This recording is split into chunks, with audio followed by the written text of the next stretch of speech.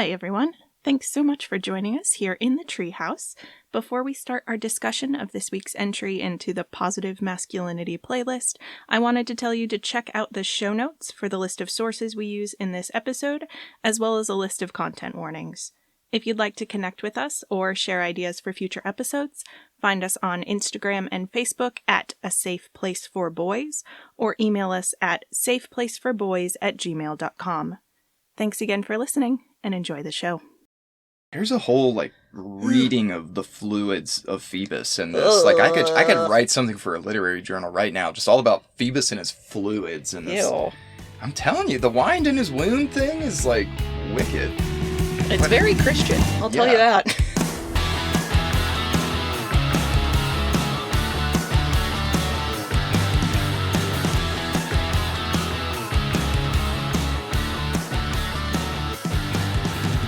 Welcome to A Safe Place for Boys, compassionate conversations about masculinity in media.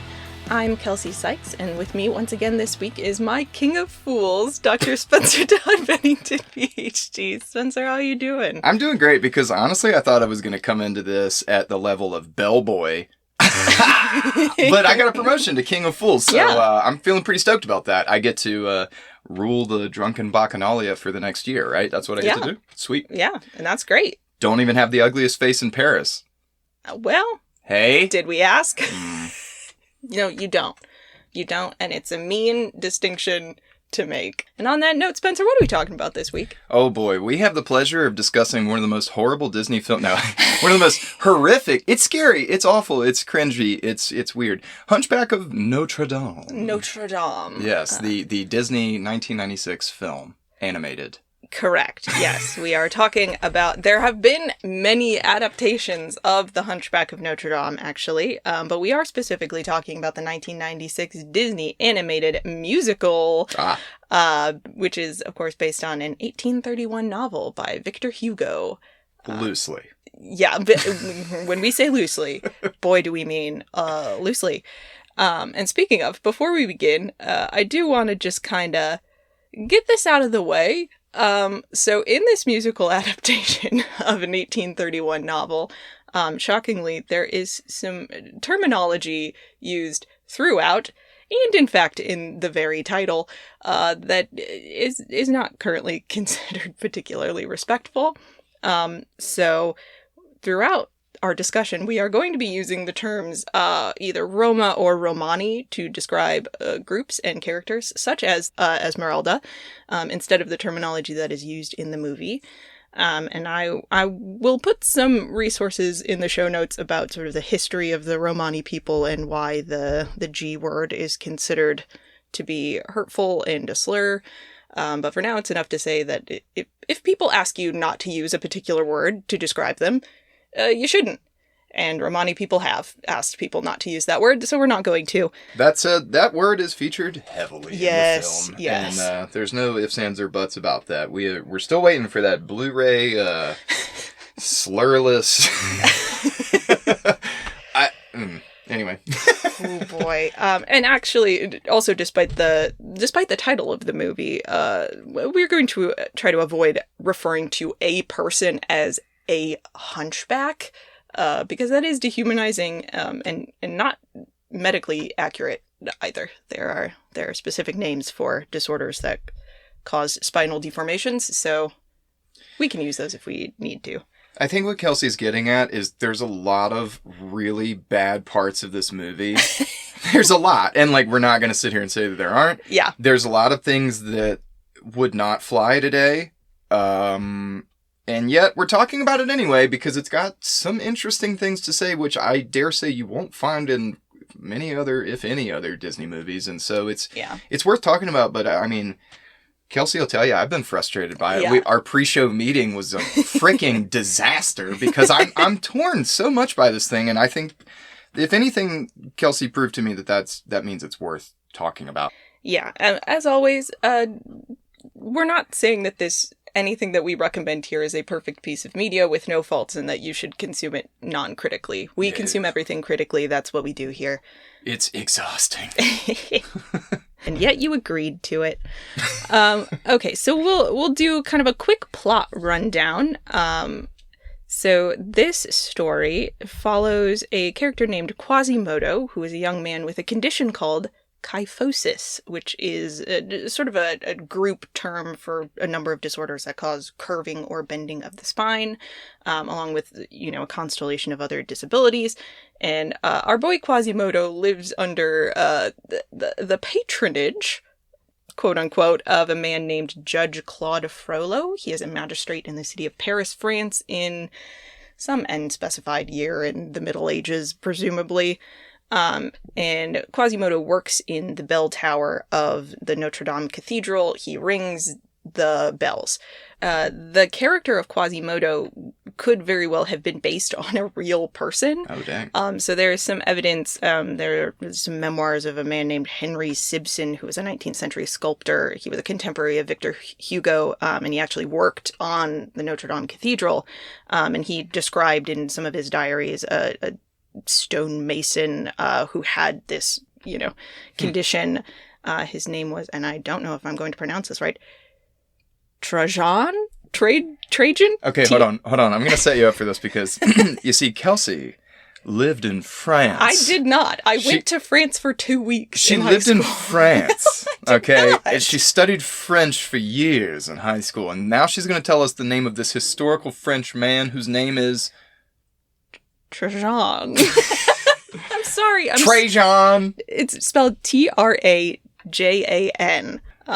Anyway, there's some writings from contemporaries of Victor Hugo's describing a person who roughly meets Quasimodo's description, who really did work at the cathedral at this time. So it's entirely possible, for better or worse, that Victor Hugo heard about this man or met this man and was like, I have to write about you. Wait, he was a stonemason, this dude? This potentially Trajan? Yeah. Not a bell ringer? No, not a bell ringer. He comes to live in the cathedral as a baby because his parents, who, at least in the film adaptation, are Romani people who are trying to immigrate into Paris, and they get caught by Judge Frollo, who his whole thing is genocide. So he arrests Quasimodo's father and he sees that the mother has like this bundle in her arms and says that must be stolen goods. We gotta chase her down and take them from her. And she runs to the cathedral where Frollo, I guess his horse like kicks her down some stairs and she Frollo kicks her. Oh, does he? Frollo kicks her. Yeah, he kicks her in the face. She back spills. I mean, just like crackety crack down the stairs. Dead immediately. Even 8-year-old me would have been like, that lady's dead. Yeah. Yeah, well, no, they confirm. Yeah. This is the first 5 minutes of the movie, by the way. Just a kid's movie. It's not a kid's movie. It was marketed towards kids. We'll talk about that later. And so he picks up the bundle and discovers that it is in fact a baby. And sort of. Well, yes, he is disturbed by the appearance of the child and thinks that it's a monster and tries to drop it down a well until the archdeacon runs out of the church and is like, "What are you? You have murdered a woman and now you're going to drop a baby down a well?" Like, no, dude. No, you don't do that. The God and all these creepy statues on the outside of this cathedral are going to judge you forever. For apparently the first time in his whole life, Frollo has a sort of attack of conscience and decides not to murder the baby. And it's pretty much up in the air, too. It's like, is he? Like, is he gonna? He's not. He's resisting it. He's not about it. Like, yeah, the archdeacon is like, no, if you want to make up for this horrible thing you've done, you need to raise this child, which I will say, I don't know that it's great advice to be like, did you just murder this child's mother? You should take in the child. I bet you'll do a great job of raising this child. Do you have a personal vendetta against people of this race? Oh, you should be the father, the sole caretaker of a person of this race. You don't even see this as a human. Yeah, you should definitely just take this thing and own it. Yeah. So we're all making bad choices in the first 5 minutes of this movie. And Frollo basically immediately then pawns the baby off on the archdeacon and says, keep it in the cathedral somewhere. Go shut him up in the bell tower. Just stick him up in the bell tower. He'll be fine. And so Quasimodo grows up never leaving the cathedral. He grows up just like ringing the bells every day. This dude, our boy, is just like swinging George of the Jungle style. Whole body just like dong. It turns out that it's a pretty good workout to ring bells the size of a Cadillac every day of your life for 20 straight years. That will come in handy for Quasimodo later. But anyway, he hangs out with sentient gargoyles, question mark? Sure.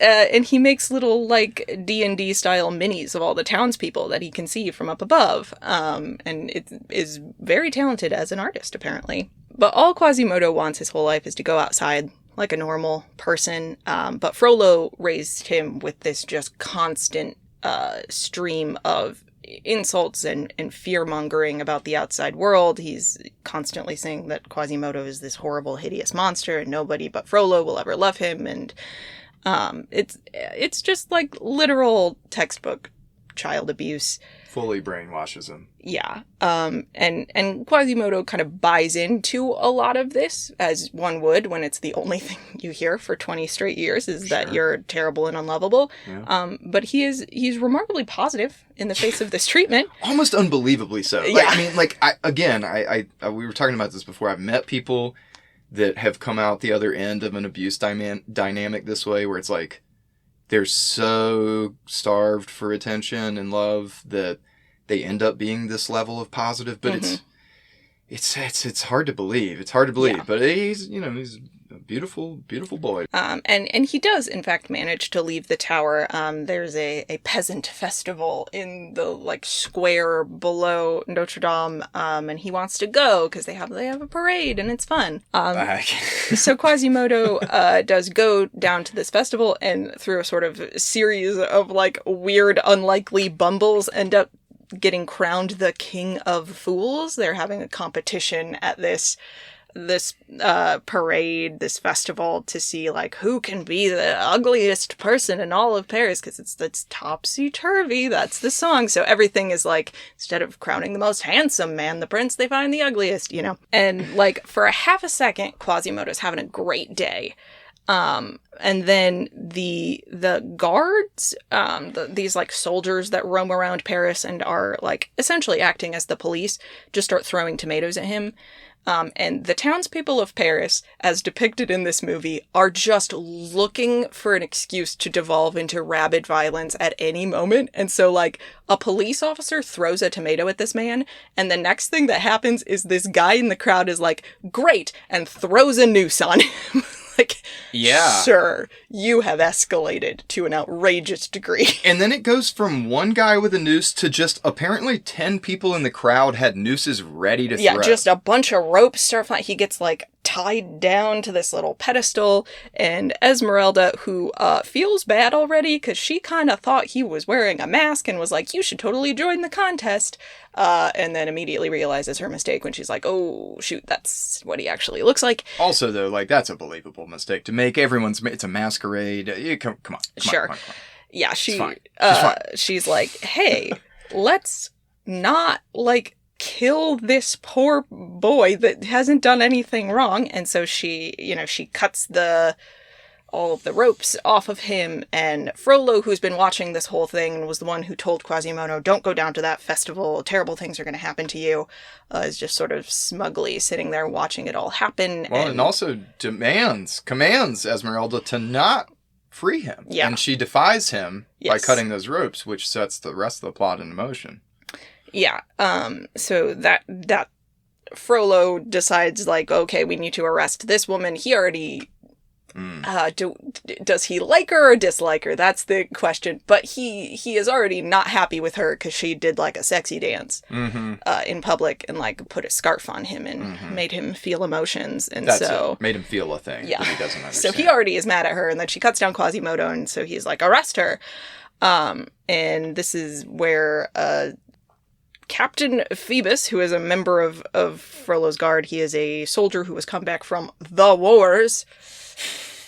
The Crusades, maybe? The Dragon Wars. Yeah, whichever wars he has just come back from, and he is Mr. like a noble, shining knight, and he doesn't like bullies, and so he doesn't feel great about being told to chase down Esmeralda, and so he sort of suggests that she run into the cathedral and claim sanctuary, which means that as long as she is inside of the church, she cannot be arrested, which I don't know if that's has ever been or is currently a legal policy, but when I was little, I definitely thought if you were inside a church, you couldn't get arrested. I also thought that. So Esmeralda and Captain Phoebus have this, like, mildly sexy combative exchange where he is just trying to be like, I am not trying to hurt you. I know I look like I'm working for Frollo, but, like, I don't think you should be arrested. You should stay in the cathedral and stay safe. And, like, I'm trying to help you. So Esmeralda stays in the church for a little while. She sees Quasimodo. She goes up. She sees all his cool art projects and so forth. And he helps her escape from the roof of the building because the bottom of the church is surrounded by soldiers, but he kind of knows how to do parkour. So George of the parkour, throw in Esmeralda. Yeah, just like really doing some impressive feats of strength. Gets her out of the building, and so in exchange, she gives him this like pendant that has a map to a place called the Court of Miracles, which is sort of where the safe haven for the Romani people in the city of Paris.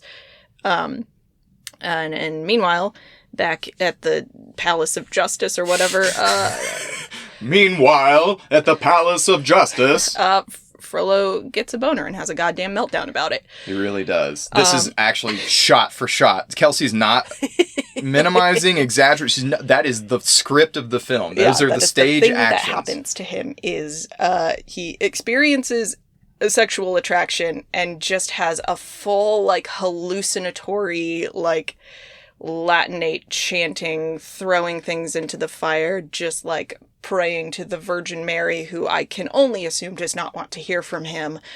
And when he finds out that Esmeralda has escaped from the cathedral, he decides that he is going to burn the city to the ground in order to find her, because he has decided that either she will, not, like, just have sex with him, I guess, or she has to die. That's the result of his, sort of epiphany with his fireplace, is this woman is evil, and either she can use her evil to sexually service me, or she has to die. Those are the only two options. Or, like, this woman, like, she cannot be free. She cannot be allowed to choose sexuality wantonly by herself. I must control her. If she submits to me, then it's not a bad thing she's doing anymore. She's like within the rules that I understand and can control. But, like, to give someone else control, like, that's this big scary. Yeah. Give a woman. Yeah. Well, and a woman who in many ways does not fit in with any of the rules of society as he understands them. She is, not a person he approves of in general. So to be a person he doesn't approve of and to make sexual decisions for yourself is unacceptable to him. And so he just starts burning buildings down. And with people in them. Yeah, with people in them. Because he sucks. Yeah. He's the worst. Yeah. Hate him. And so Captain Phoebus is all like, hey, let's not burn this innocent family alive for no reason. And he, like, kicks down the door and gets the family out of the burning building. And Frollo is like, ha, gotcha. Yeah. I'm going to cut your head off now. Yeah, this was a test. Yeah. And is just like, we're going to kill you now. So Phoebus is on the run. He steals Frollo's horse. He gets shot by an arrow, falls off a bridge into the river, where Esmeralda fishes him out and takes him back to Notre Dame for safekeeping, because the only safe place she knows is Notre Dame, because she trusts Quasimodo to keep him safe. He's baptized by the rebellious fire. He's cleansed in the dirty water. And then he's sanctified in the sanctuary.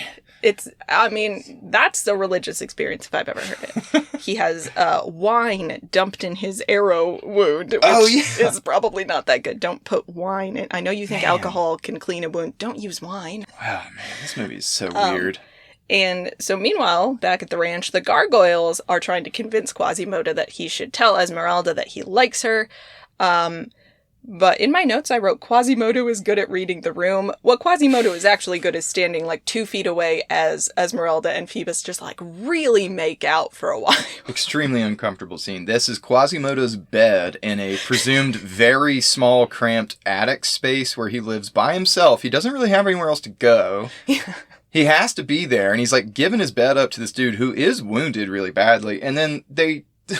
Come on, just make out right in front of him. And then he weeps. Yeah, he just cries. It's so very sad. But Frollo has kind of followed them back to the church. Frollo is putting together that maybe Quasimodo is the person who helped Esmeralda escape in the first place. And so Esmeralda has to run really fast, and Quasimodo just kicks Phoebus's, like, unconscious body under his table. And has this very tense interaction with Frollo, where Frollo is just immediately like, I know you're the one who helped her. I know you're still helping her. I'm going to attack the Court of Miracles tonight with 1,000 men. And his ploy does unfortunately work. Yeah, he's really smart, actually. Because Phoebus is like, oh no, we have to go now. And Quasimodo has like half a second where he's like, no, she likes you better than me. I'm not going to help you. And then like literally 2 seconds later is like, no, he is just going to go and kill her. I have to help Phoebus. And just like that, they are a contentious team, but a team nonetheless. So they go and find the Court of Miracles, and they want to try to warn Esmeralda and the others that Frollo is coming. And Clopin, who is the jester, who is also kind of the narrator of the story, is like, haha, you found us, you clever boys. We're going to kill you now. Because that is how they protect their secrets, which is understandable given how many people are trying to kill them. But Esmeralda is like, no, they're friends. And it's a very nice moment until it turns out that Frollo just followed them there, because that was his plan the whole time, was like, oh, they're going to go try to warn her, and I'll just follow them, and then I'll know where she is. So he arrests everyone who is there in the Court of Miracles, including Phoebus, and he takes Quasimodo back to the cathedral and, like, ties him up like Samson. He's, like, strung up with chains between these two pillars in the church, and he is like, we're gonna have a witch burning. So Frollo tries one last time as Esmeralda is tied to a stake. He's basically like, you want to come fuck this? And she's like, I don't. And so he's like, okay, I'll kill you then, and sets her on fire. Quasimodo sees this happening and, like, again, like Samson, just pulls these pillars down because he is so strong. Is the thing about Quasimodo, is he is a beefcake. He's huge. He's so strong. So he just pulls these pillars down, does his parkour, goes down, gets her off the stake, takes her back up to the cathedral. He's like, haha, I have saved her. And, you know, they start this sort of assault on the church to try to get her back out. And in all the chaos, like, Phoebus gets out and he sort of yells at the crowd like, oh, Frollo has been oppressing us and our communities and we're not going to take it anymore. And the crowd, again, Paris, always ready to throw down at any moment, will attack any target that in the least provocation. So the crowd just turns against the soldiers. Vive la révolution! Yeah. They love it. They love to fight. And in the church, like, they have a giant cauldron of just, like, molten metal or something. Yeah, I don't know what that's about. What are they forging in there? Yeah, I have no idea. Bells? Yeah. They forged new bells there? Maybe. That might be. That might be what it's supposed to be for, but that actually this very makes visually sense. arresting scene where, like, the whole ground is, like, on fire, and then they pour this, like, essentially lava down through, I guess, the gutters of the building, and it's, like, pouring out of the mouths of the gargoyles, so the whole church has, like, fire pouring out of it. And it's very cool looking. And Frollo manages to get inside, and he climbs up the bell tower, and he finds Quasimodo upset, because it kind of looks like Esmeralda's dead, because she did inhale a lot of smoke. And he tries to kill Quasimodo, but joke's on him. Quasimodo, again, very, very, very strong. Overpowers him pretty quickly. They are kind of fighting on the roof. And Frollo ends up, you know, he has this moment where he's like, and they shall smite the wicked. And then immediately the like, gargoyle thing he's standing on crumbles and he falls into the lava and dies. Yeah. And that is the end of this G-rated kids movie.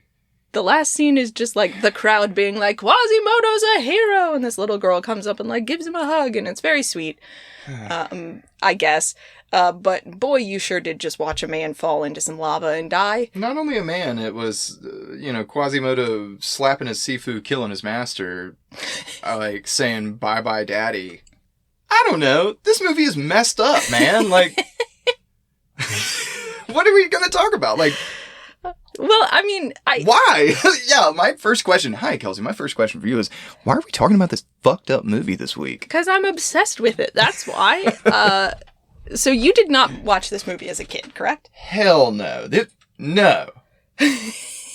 No, this one wasn't on my radar. I don't know how I missed it, but yeah, maybe my parents knew. They heard through the grapevine that maybe this one wasn't for the 7-year-olds in your life. I mean, I really don't know. I'm glad I missed it. It's messed up, man. I feel sort of traumatized today from watching it last night. I'm 32 years old, Kelcee. Well, I watched this movie all the time. Explains a lot. This was one of my most watched movies. The only one I remember watching more was the live-action Cinderella that had Brandy and Whitney Houston in it. And fun fact, also featured Jason Alexander as, this is my theory, he was the like sassy queer-coded best friend in the 90s before it was acceptable to be like, this is my sassy gay best friend, which is kind of no longer acceptable to do. But before all of that, we had Jason Alexander. And the weird thing is, I was like, there were other Disney movies. I was so scared of Beauty and the Beast when I was little. I wouldn't watch Beauty and the Beast because I thought the Beast was so scary, which in retrospect is also correct. But for some reason, this movie didn't scare me at all. The Beast I always identified with way more. Like, that's a much more understandable version of masculinity to me than Frollo. And I'm just going to keep calling him that because I can only assume that Frollo just stands for the worst, inverted, unholy version of one of my favorite candies. He's the opposite of sweet. Yeah, he is. But none of that fazed me as a kid. I just have memories of thinking this movie was really pretty. It is pretty. There's, they have all the stained glass windows and like that he has up in the tower. He's got all these like stained glass pieces hanging from the ceiling, and he's got all his little like, again, just like D&D sets of like buildings he's built and little characters he's created. And I just remember thinking like, oh, it's so pretty. It's a visually interesting movie, and I think it does a lot of good visual storytelling. All of that comes together to create a very, very strange choice for a Disney movie during the era referred to as the Disney Renaissance. And I will link to this sort of oral history of this movie in the show notes as well, because it's buck wild. But basically, they were like, we're going to make this thing. There's no way Disney's going to go for it. They're going to give us all these notes of all this stuff we're going to have to change, and we'll deal with it then, I guess. But I want to try to make the draft of the thing I want to make. And in the marketing for this movie, they were like, we're going to put the gargoyles on a poster. We're going to put the words, join the party. Oh, what? And we are not going to tell anybody what this movie is about. And they got their G rating. So people rolled up in 1996 with their like 4-year-olds being like, oh, it'll be like the Little Mermaid. Or the Lion King. It's going to be like the Lion King. It'll be so cute. What the hell? That was 1996. Can you imagine? You're like, we're going to take our kids to a fun musical. And then you're like, well, now we have to explain the sin of lust. Oh, boy. Just last week, I had to tell my middle schooler what marijuana was when she glimpsed it at school. And now I have to talk about repression? God damn it, Disney! Oh, yeah. So it's just write it in the list of things that could never be made nowadays. But I am glad it was, because I think this is a wild piece of media. It's deeply weird, and nothing like this will ever be made again. Not for a very long time. Certainly not for kids. And it is interesting as an adaptation as well. So, already weird to read a Victor Hugo novel and be like, how do I make this for the kids? So they had to change quite a bit about the source material in order to make it into something that was at all optimistic, because the original is just a gothic story. It is sad and dark and terrible from start to finish. And each of the characters changed to various extents from the original to the this movie adaptation. At least there are others. And the character who changes the least from the page to the screen is our favorite candy, Claude Frollo. So in the original book, he is in fact an archdeacon. He is a member of the clergy, whereas in this version, in this version, they change him to a judge, mostly because they did not want to take on the Catholic Church quite that directly in the way that the book does, which I I mean, I can't really blame them for, but it also makes for some weird, like, they don't specify, like, exactly what his role is in, like, the local government, so he just is, like, in charge of the, like, police / the army, and, you know, he is punishing prisoners, and, you know, he just has a weird nebulous amount of power. He's a warden and also a commanding officer and a public figure. It's almost like he occupies, like, two forms of government at all times in this movie. And that's important because his character is largely based in this belief that he's infallible. Like, he's the top dog, and so much so that he, like, retrofits dogma to conform to his worldview. It's very strange. He's beyond. Like, he is beyond. He is definitely bending the rules of the world to work for him instead of the other way around. Mm-hmm. He doesn't seem to have any, like, superiors that he answers to. Mm-mm. He just kind of does whatever he wants whenever he wants. But he is supposedly a respectable public figure, and the thing that doesn't change from the book to the movie is that he is sexually obsessed with a woman who has no interest in him, and also who belongs to an ethnic group that he is actively committing genocide against. Yeah. And those two things are kind of constantly reinforcing each other, where he already hates the Romani people for not being nice Catholic Europeans or whatever. And then that kind of fuels his sexual obsession with her because she's kind of exoticized in that way. And then the fact that he's exoticizing her makes him hate her and the rest of her people even more. And it's just this vicious cycle, where, you know, his personal faith has led him to believe that feeling attraction for another person is a sin. Thus, anything that he does to her as a result is justified because she has to be stopped because she's this evil, vicious force, etc., etc., etc. It's also worth mentioning, he's not just, like, armchair genociding in the way that bureaucrats of the past have been known to do. He's not just the man in the chair sort of giving the orders. We see him very actively participating in violent acts, murderous acts, because he is so self-righteous. And so when he sets his sights on Esmeralda, everything that you just mentioned, all those recursive participants of his various motivations fueling one another, is toward a personal and political violence, all in one. And he's totally down to go burn down some houses himself. He's batshit. Like, this guy sucks. Yeah. And like many villains, he is obsessed with power above all else, beyond even just his, like, religious beliefs. We don't get a lot of specifics as to what exactly he believes, other than he is infallible and the Romani people are bad. Those are the two things he believes.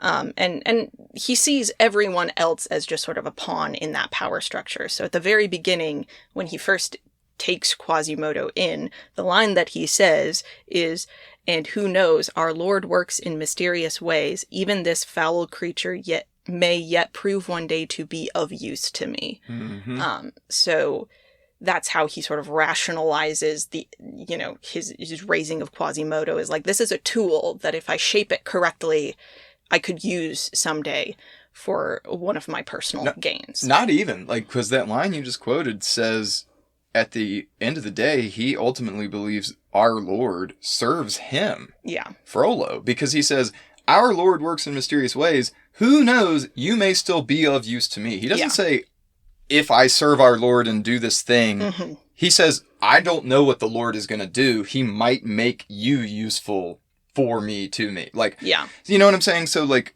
that from jump, that's within that first couple scenes in the movie, right? Like, we see him from the beginning have this bass-ackwards idea that, like, when he needs to consult a higher power or an authority, he sings in the mirror. He talks to himself, and he like manipulates all. He's scary. Yeah, scary guy. He's a very frightening person, and it makes him particularly dangerous to someone like Esmeralda, who is already vulnerable and has so few places that she can look for help because she belongs to this minority ethnic group who is largely untrusted by most of the rest of the population. And she is exoticized and She just doesn't have anybody who could advocate for her, whereas Frollo is so thoroughly entrenched, it is implied, in both the religious infrastructure and the, like, legal infrastructure that he's essentially untouchable. Unless someone manages to convince him, as the Archdeacon manages to do very briefly, to, like, consider that he is being watched by a higher power. And every so often he remembers that, but it is only in moments because of the horrible cocktail of ideas that he has been raised to believe. The only time that he becomes fearful of a higher power watching him is a moment when, like, he's not really actually doing anything wrong. This breakdown that he has in the middle of the story, where he is, like, getting himself worked up into a panic about the fact that he is experiencing sexual attraction, when, like, that's the one thing you've done in this story that is value neutral. Like, that's not... You have killed people, and you're worried that God cares that you want to have sex with someone, but that's his mentality. Well, like, yeah, he's worried that all the other decisions in his life have been conscious and part of a plan that he can justify, something that we can sit here and debate and say that's irrational, that's immoral, that's a dumb thing. How can he make himself believe that? But he did, and he did it in a premeditated way. What he's feeling now is what he would describe as a crime of passion, the fact that he is not in control of his emotional state, and the fear is that it will cause him to act illogically and irrationally, which means ungodly and unfit for his duties, which is to judge, presumably, to, you know, constantly be this cornerstone of rationality, because that became synonymous in Europe with godliness. Like, you know what I mean? So that's the thing that he finds to be sinful, but that idea is always wrapped up in the female, the exoticized other, the body. And it's a problem with a lot of Christian traditions, because it just stems back to this idea of control. Self-control is ultimately, you know, still this, like, thing that someone like Esmeralda is totally against. She's all about freedom, right? And so societies and institutions, everything that Frollo represents is an evil from her cultural vantage point. Right. And he thinks he's upholding virtue. And so the real sort of him losing his marbles is when he can't rationalize his behavior, because they're coming from a bodily place, they're coming from an emotional place, they're coming from a place that he doesn't have the tools to understand or deal with. And that's the great sort of flaw. That's what's missing in him that makes him a very scary person, but one that we can see being programmed in various points in history. We see this guy. Like, we know this guy. Yeah. Well, and this is an idea that, I mean, it's not exclusive to Christianity, but it's something that in some of the research is referred to as the mind-body split, which is basically the notion that, like, your soul, your spiritual self, and your physical body are two entirely different entities. Your soul just happens to live inside of your body, but it is not your body, and your body is evil, right? Your body is of the earth and not of heaven. So you are, you know, you're constantly fighting against your body in order for, you know, your soul to ascend to a higher level of spirituality or whatever.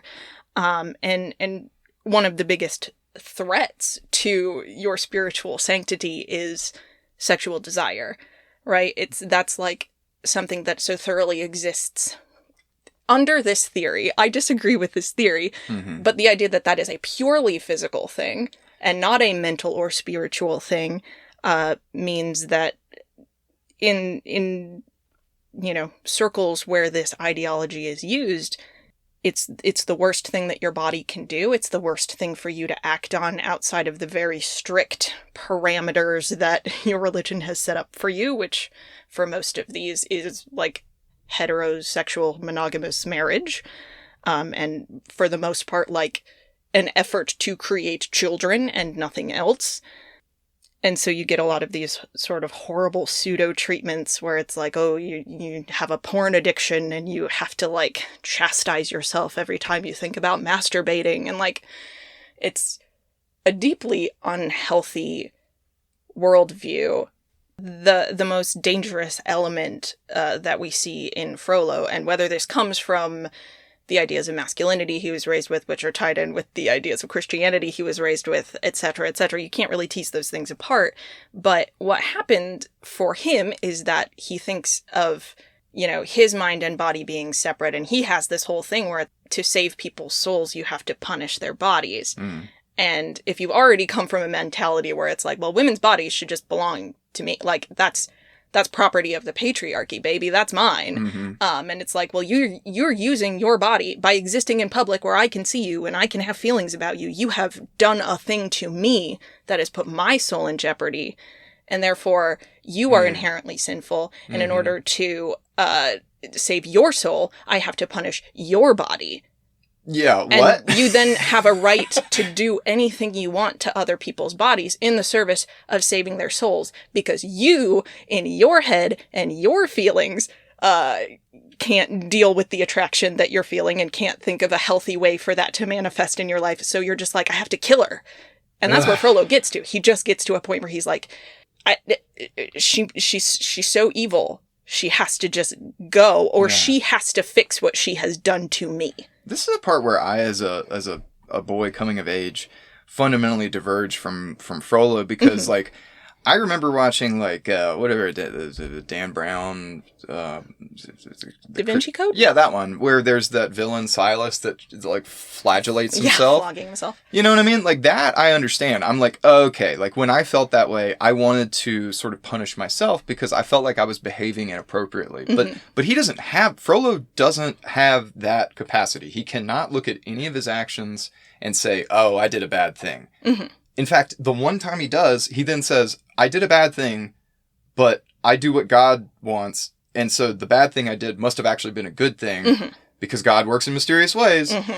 Right? And it's like, bro, what? So like when he goes and says, you know, he's going to burn down and hurt other people, that's where I'm just like, I've definitely gotten angry. I've definitely gotten frustrated. I've definitely like behaved in ways that are irrational and emotional, but then I usually feel bad at myself. Like it's weird to me that someone then takes that energy, that emotional reaction out on someone else as punishment. It's uncomfortable. Yeah. He's a scary boy. I suspect in real life, people who act out this kind of, you know, these sort of power fantasy versions of violence probably don't consciously know that that's what they're doing.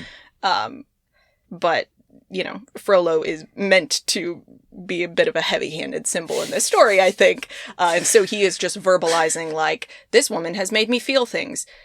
She has to die to save her soul. Like, I don't think most people who enact violence on others have that explicit mentality, but who knows? Some of them probably have it implicitly. Hey, do you think it was pretty heavy-handed when his eyes glowed red with fire as he quoted the Bible? And he fell off a church to his death. It is not that, like, there are so many, like, individually evil people in the world who do things like this in real life. It's just that there are institutions, religious and otherwise, that do react in such a way to protect people rather than question their own assumptions. And so when you get an institution with power like this, I don't know that this movie comes down on the side of church good or church bad, but I do think it's arguing that when you use an institution to grant someone so much power and to not have anyone question them or have the power to stop them, then like it's just about it's absolute power, right? It's if power corrupts, absolute power corrupts absolutely. That's basically what happens to Frollo, is no one ever stops him, so he just keeps going bigger and bigger and bigger. He doesn't have any peers in this story. And he doesn't view, he always talks about the townspeople as like gross, filthy everyone's animal. Beneath him. Yeah. Yeah, so we've kind of touched on parts of this already, but do you feel like, I mean, obviously we talked about him being a symbol, but are there any parts of Frollo's character that you can see parallels to in the real world. Is there anything realistic about this character, or is he just pure hyperbole? So I think the first 20 minutes of the film, when we're introduced to Frollo, and the song like likens him to the cold steel of Notre Dame, and what we see is he's this kind of like slave catcher-esque figure, and he's like actively out there doing murders in sake of a genocide. Like, that to me feels, I hope, extremely unbelievable. But then later in the film, I mean, we just talked about power and institutional protections. Unfortunately, it reminds me that throughout history and today, there are people with so many more resources and protections than other people, and they have this kind of ideology or system that allows them to justify their own actions that actually, even just that cruel, violent version of him is not entirely unbelievable. Right. And that's scary enough. But I think the part more worth talking about that makes him not unique, but a more well-rounded character is when we get to this fire song and his, uncontrollable desires. And he is a depiction of someone who believes in this hierarchy of intelligence and baser instincts. So it's tough to talk about, but I think on some level, a lot of boys out there, a lot of people out there, just do, whether it be in puberty or in some of their first meaningful relationships, have to navigate this idea of, what do I do when I don't feel totally in control, whether I'm extremely attracted or unattracted, maybe in situations where I want to be or don't want to be, or if my emotional state or sometimes my intellectual state, the things that I'm thinking about too much, my stress levels, if those things influence my feelings or romantic behaviors in ways that I don't feel totally in control of, it's a jarring experience because there's hormones at play. There's all sorts of like cultural ideas at play that might be stimulating some kind of anxiety. And there might be your own sort of mental stuff. I don't know. So I guess I'm here to say that, like, the part where he just freaks out and spills his beans and just cannot deal with the fact that not only does he like someone that doesn't like him back, right? That's like when we're kids and we're watching this and we're like, oh, unrequited love. No. Right. He does not feel love. He wants to own a person and control them because he is afraid of the manipulation and the havoc and the chaos they can sow if they are allowed to exist as a free person with their own, left to their own devices. I remember being a teenager and I remember grappling with some of those feelings that I can look back now and say, I also at times, maybe briefly, maybe fleetingly, have wanted to control someone. Right. Because I'm afraid of letting them go and date Phoebus instead of me. For real. Like, well, yeah. Or, what if I lose them forever? I'm afraid of the dynamic changing. I'm afraid. And so I act out from fear. And if I'm Frollo, I do it in violent anger. And I justify it somehow. If I'm me, real life me, I just get sad and go listen to Evanescence in my room because I'm 12 or whatever, like, that was a long way of saying, yeah, I think there are parts that are believable about him, despite him being hyperbolic. But I think that, like, in this sort of period morality tale, he kind of has to be. Yeah. But that's the benefit of having Phoebus and Quasimodo. Right. And the Archdeacon and the Jester all there as, like, different parts of masculine identities. Yeah. Speaking of Phoebus, so Frollo is meant to be this sort of uber hyperbolic, like, this is the embodiment of what we might call the most extreme version of toxic masculinity, which is literally murderous. But the thing that this movie does, and it might be the only thing it does well, is present counterpoints to that point of view. So this is not a movie where it's like, if you're sad long enough, you'll get the girl, right? This is not a John Hughes movie. There are other ways of relating to women as directly modeled by pretty much all of the other men in the story. So Phoebus, in the movie, he is this, like, almost too good to be true, like very justice-minded. He is obviously attracted to Esmeralda. We see him kind of like semi-jokingly like leering at her while she's dancing and so forth.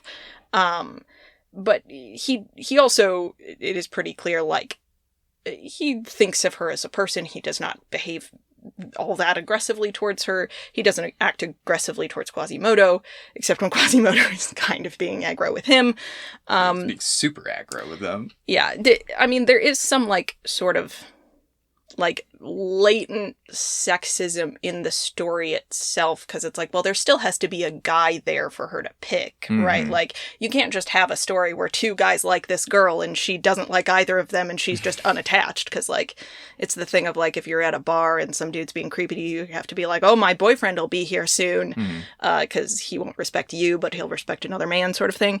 That's kind of, like, maybe under the surface a little bit, but he exists in this interesting space where at the beginning of the story he has much more social power than both Quasimodo and Esmeralda, and by the end he ends up relying on both of them literally to stay alive, and then kind of gets to pay them back by being genuinely heroic in these other ways, and he's sort of demonstrating that mutual respect for each of them, and that is sort of at the end of the day what saves them all is not like divine intervention. It's just like, hey, if you're decent to people and you act with this sort of justice mindset, then like they will come and help you when you need it. And that is a far better basis for community than just like, I speak for God and I tell you what to do. Yeah, I mean, it's just outlining the difference between a hierarchy that ultimately stops with one person interpreting whatever, the universe, divine will, cosmology, as opposed to a distributed network of expertise, a community of practice. And it's, we see Phoebus take charge when he needs to, when his expertise is called for, but he also yields when he realizes, like, well, I don't actually know how to get to the Court of Miracles. Yeah.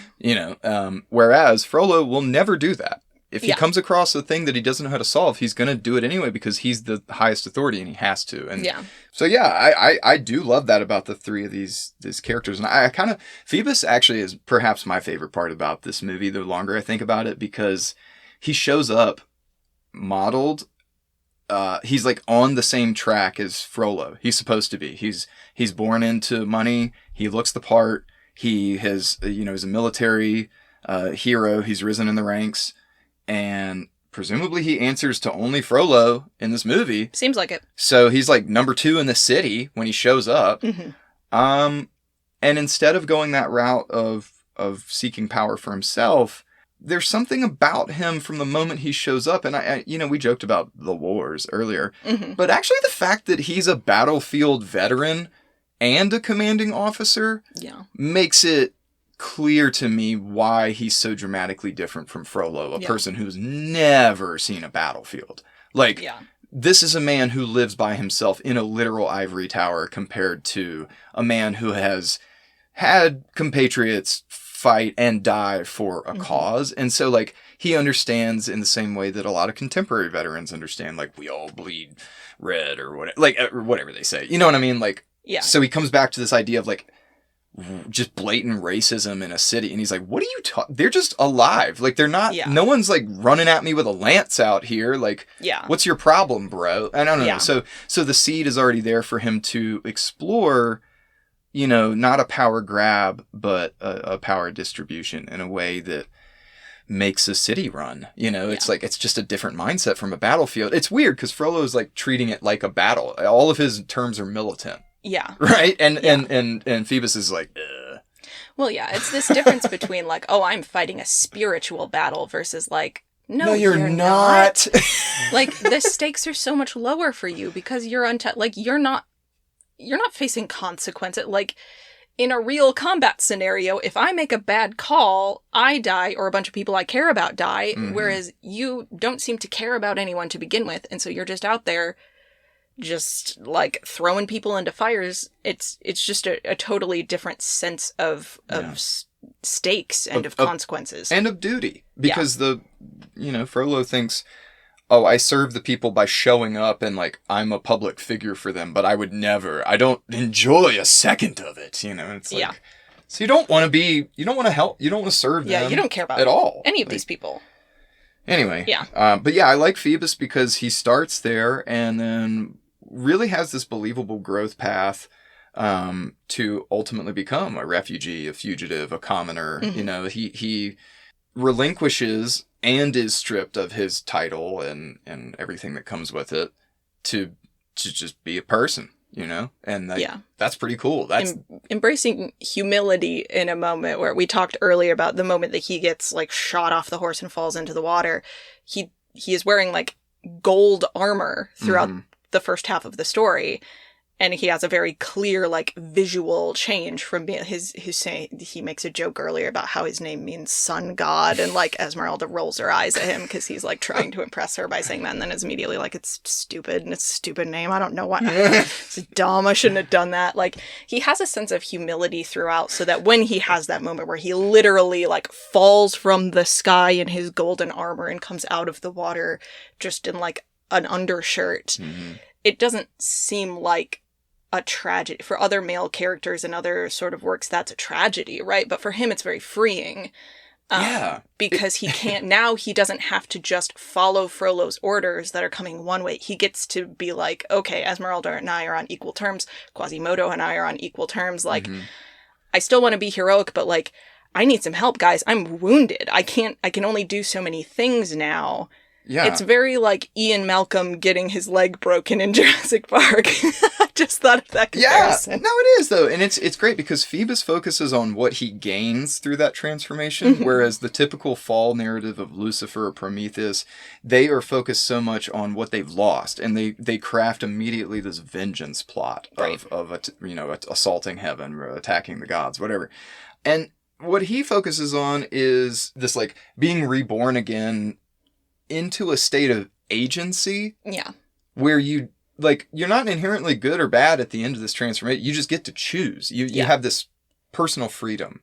Yeah. And that's what Esmeralda represents. And that's ultimately what Quasimodo is questing for. He thinks he wants that external validation of the people, but he just wants the opportunity to get it, receive it, or reject it. And like previously, that's all been withheld for him. Speaking of Quasimodo, that is the character who changes most dramatically from the book to the movie. So in the film, he, despite like being an abuse victim, is essentially an optimistic person. Like, even though he is scared of the outside world, he still kind of thinks it must be good out there, and that like people must be fundamentally happy.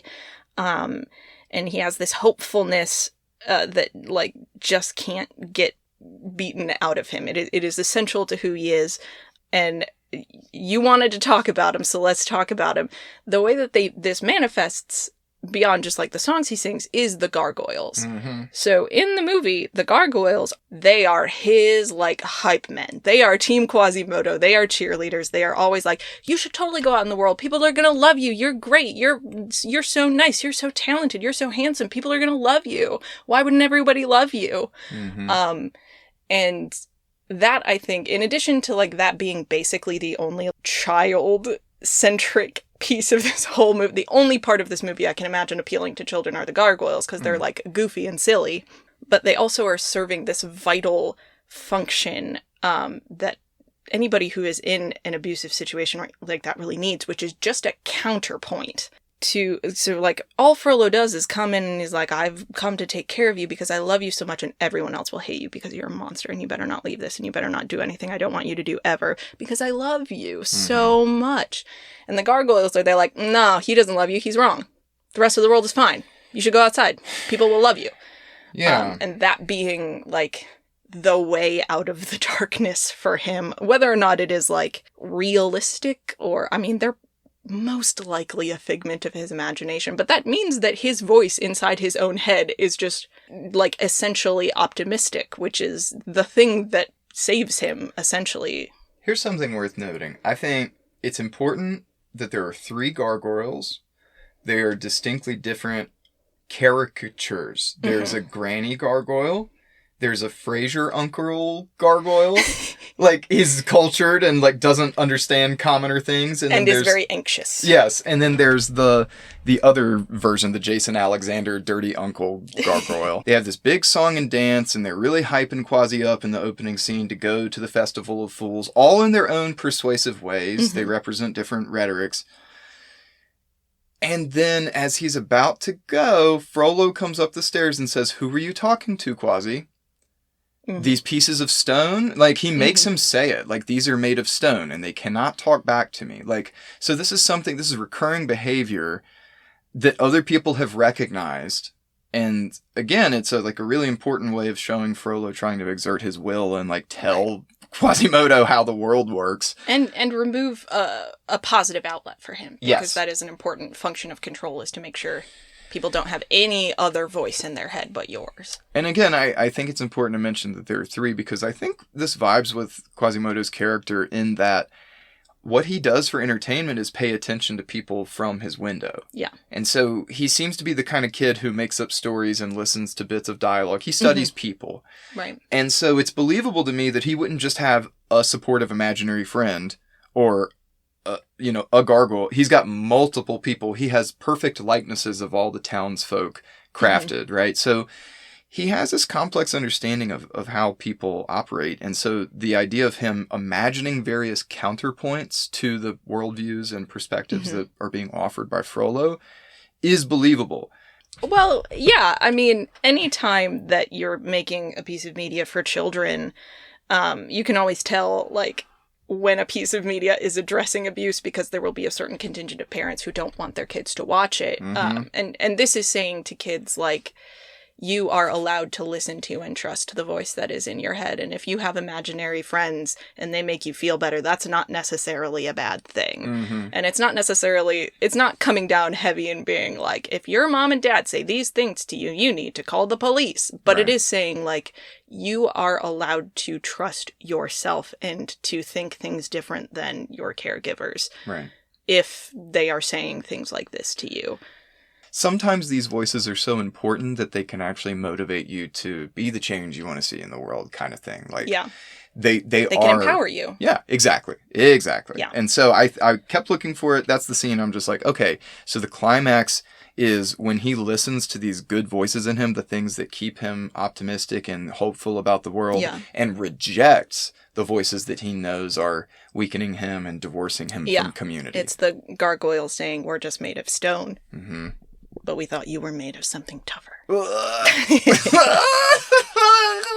high all over the microphone. And it's interesting that he's sort of paralleled with Esmeralda throughout the movie, because she is also fairly isolated.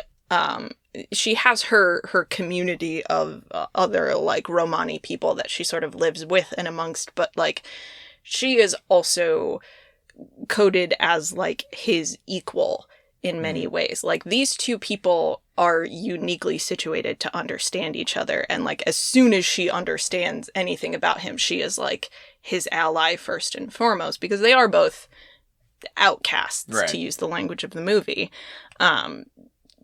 Because she is of a different cultural background and ethnic group, Quasimodo because he is visibly disabled. And so they are both pretty easy targets of abuse for someone like Frollo. And another good thing, I don't want to universally endorse this movie's depiction of either Romani culture or disabilities. There are plenty of discussions to be had about its treatment of those topics, but is a Disney movie, y'all. It's a cartoon, okay? They didn't nail it, all right? Yeah. But the movie makes it very clear that there is nothing functionally wrong with either of them, and neither of them change over the course of the movie. And I made a comparison to John Hughes earlier. Like, Esmeralda does not get a makeover and become quote-unquote respectable by the end of this movie. She doesn't apologize for any of her behavior because none of her behavior has been bad. And Quasimodo does not have to do the gross thing where he, like, quote-unquote overcomes his disability and, suddenly, like, everyone wants to marry him or whatever. Like, the change is internal in him sort of, like, loving and accepting himself and being brave, and that's the change. The change has nothing to do with his body, because there's nothing wrong with his body. Mm-mm. And the way they show us on screen is, like I said, Esmeralda's clothing becomes less vibrant, and it's more, it's a pattern with our boy Phoebus. Like, it's the white and gold. They look like a couple. And so it's like her relinquishing some amount of freedom by choice to participate in community. And Quasimodo's visual thing is the same. It's when he joins their hands together and then clasps his hands over them. Like, yeah. He is saying, I'm willing to be part of a community instead of just live in my own imagined world in isolation. I don't want to be like Frollo. Like, yeah. And so, yeah, they don't change. They don't fundamentally change, but they grow, Yeah. like, yeah. Yeah. And it is, about choosing your allies and forming a community that is based on respect and not relying on institutional definitions of who is acceptable and who is not. Right. Or prescribed power dynamics or something, some nonsense. Or... Throughout the whole movie, there is always a point-counterpoint thing happening with Frollo and Quasimodo. Every time one of them has a big song, the other one has a big song directly next to each other. Like, at the very beginning, there is the, Frollo being like, the world is cruel, the world is wicked. And then Quasimodo immediately following it up with, like, yeah, but what if it's cool, though? Yeah. But what if it's good? And then you have the song Heaven's Light, which is, Quasimodo being like, oh, she was nice to me. Isn't that great? Maybe there could be something more. Immediately followed by Hellfire, which is him being like, not if I kill her first. So they're always... in conversation with one another. And I think it is important that we see Quasimodo being visibly upset. Because this is not a story about, like, a perfect angel boy who is like, oh, I like you. Oh, you like someone else? That's wonderful. I'm so happy. Every option makes me equally happy. Like, it does not. He does have to struggle with that, like, I really like her, and she's the first person who's ever been nice to me, and she doesn't want me back, and, like, that does suck. That's not a good feeling. There's a moment where Quasimodo is fighting Phoebus in Notre Dame, and the problem is he thinks not, oh, I'm mistrustful of this guy, I think he might actually be trying to hunt down Esmeralda on behalf of Frollo. Because that is what he says. He says, no, this is sanctuary. But the subtext is that he doesn't want Esmeralda to choose this shiny golden boy over him. And he has this moment where he could be like Frollo. He could just act out in violence and hurt Phoebus to prevent that. He could just throw him out of the bell tower if he wanted to. Yeah. But he doesn't. Because deep down, he's a nice guy. And so, like, not only does he struggle with the sadness of being rejected, maybe, or like feelings of rejection, but he also deals with this anger and potential for violence that he feels towards a guy that has nothing to do with it. Like, by being mad at Phoebus, you're denying any agency that Esmeralda has to choose a person or not a person, or just like to go live with her goat or whatever she wants to do. Like, he is entitled to his hurt feelings, right? Like, and that is a big thing that sets Quasimodo apart from Frollo, is that he can have his feelings, and it first of all doesn't frighten him to experience things in relation to other people, because, as you just said, like, he could be like, Phoebus is taking something from me, I'm going to hurt Phoebus, or Esmeralda is depriving me of something, I'm going to hurt Esmeralda, and that's Frollo's point of view. And while Quasimodo is, I think, justifiably sad, like, there's nothing to be gained by telling people they shouldn't be sad if someone that they like doesn't like them back. I don't think that is a healthy thing to believe or to tell someone. You're absolutely allowed to be sad. And angry. Right, and angry. And he does have this moment where, after he finds out that Frollo is heading for the Court of Miracles, where he has this sort of combination moment of helplessness and resentment towards Phoebus, that when Phoebus is like, we have to go and warn them, he's kind of like, no, I don't want to do that. I'm not going to do that. It's not going to work. I don't want to do it. I don't want to do it with you. Right. This person that she has chosen over me. And Phoebus is like, fine, I'll do it myself then. Okay, Right. cool. Like, I thought you were a good guy. She trusted you, but whatever. And he has this, like, half a second where he's like, well, fine, go. I don't even care. I do care. I Right. do care. I'm going. All right. I have the map. I need to help him. He's never going to find them without me. That is the exact same scene when they're fighting in the stairwell, and Phoebus literally tells him, okay, like, I'll go, but if you see her, can you tell her for me that I'm trying to save her life? Like, and if you're the guy I think you are, you're gonna help me? Like, Yeah. you know what I mean? So the great thing about Quasimodo is that he listens to the logic of the world, and he's like, oh, fuck, yeah, if I were a good guy, I would help. You're right. All right, Phoebus, okay, God, I don't like you, but I'm going to help you if it's going to help her. Yeah. That makes sense to me, whereas Frollo bends that sort of logic to his own needs every time. He's so scary.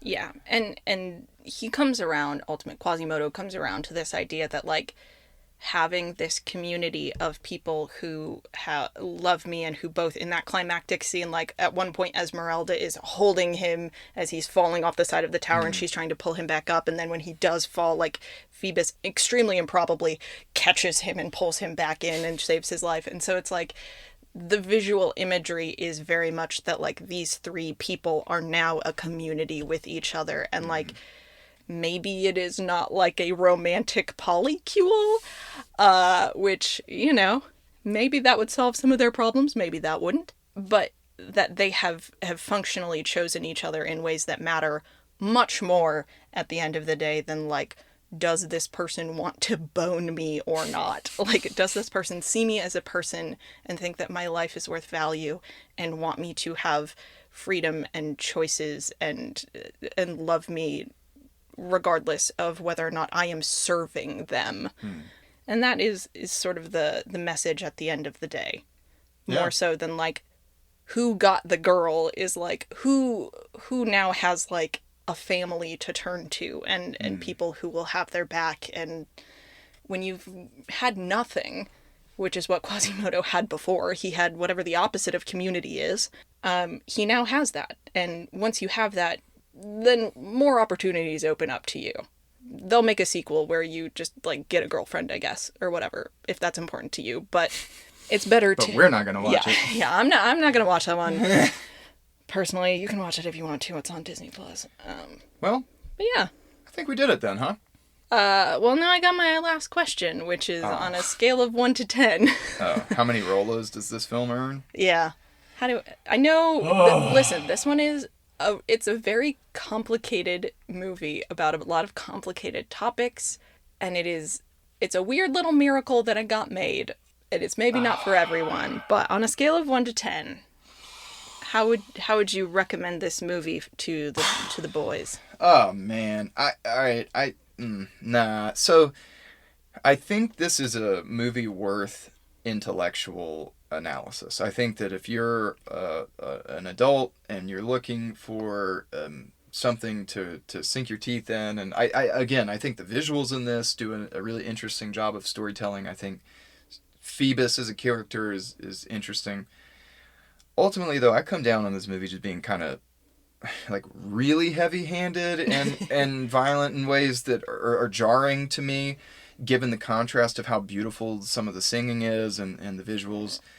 The character Frollo is utterly frightening only because, like, he's so hyperbolic and yet somehow still very real. Mm-hmm. It's a movie that makes me uncomfortable, which means that I should be giving it a higher score because it means that it's got some art power to it. Like, 20 however many years later, whatever, it still, like, made me feel some things. That said, it's not one of my favorites. So, like, if this score is me recommending it, I'm going to give it, like, a 5 or a 6, and that's it. Because, like, JP hit a 7. This ain't a 7. Wow. This ain't a 7 for me. I mean, and I know you got some nostalgia factor here, but I'm going to give it, like, a 5.5. Okay. That's fair enough. I'm gonna give it 5.5 Rollos out the bag. I wouldn't show it to your 6-year-old. There's an argument to be made for it being an instrumental part of my childhood, but I don't know that that's necessarily a good thing.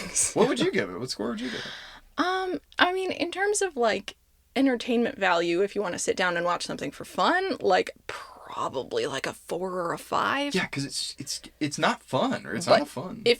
If you are a person who wants to find a way to talk to a young person in your life who is struggling maybe with some of the things that Quasimodo is struggling with, whether it is sort of an unhealthy familial relationship that they might need an outlet from, or, you know, just being a kid who likes someone who doesn't like them back. Mm-hmm. I think 6 or 7. I think it has some value as a tool to say, hey, if you don't want to be like this evil guy, you're going to have to find a way to get rid of that fear of other people not liking you back and not being in control of other people's feelings. And we have to find some ways for you to, you know, respect other people's autonomy and start thinking of them as full people, because that's the only way you're going to have a healthy, normal relationship with a person. You can't go into the world of romance or even the world of friendship or anything else with this idea of, if people just do what I want them to do, everything will be fine. Yeah. And I think that is a message that the patriarchy in particular sells to boys, which is just the ideal romantic life and the ideal family life is just everyone does what you want them to do all the time. And it's just not realistic. No, I can buy that as an educational tool, like, until we find a better example and get to talk about, like, what's one that demonstrates, like, a healthy way of dealing with rejection and complex emotions surrounding repression, sexuality, and all that, then I'll say that, yeah, this is certainly one that gets that conversation going. You know, I don't think it gives answers. I don't think we have answers for you on any of that, but, like, if you're looking for an inroad to just talk to someone who's struggling with those...